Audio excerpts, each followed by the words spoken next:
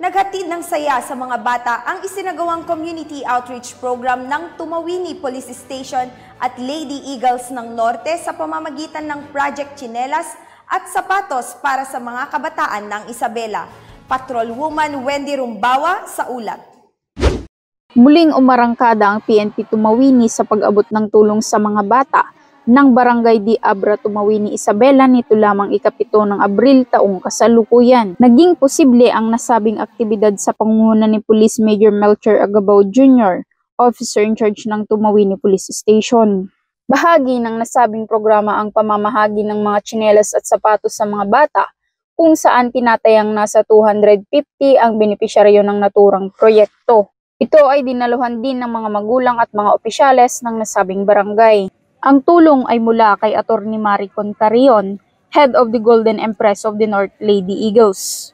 Nagkaroon din ng Zumba Dance at Parlor Games kasama ang Chairperson ng Municipal Advisory Group for Police Transportation Development, katuwang ang iba pang mga tauhan ng Tumawini Police Station.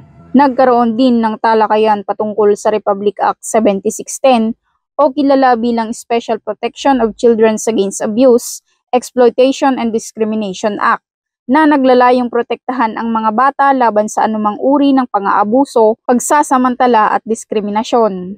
Tinalakay din ang Republic Act 8353 o mas kilala bilang Anti-Rape Law ng 1997 na naglalayong protektahan ang mga kababaihan.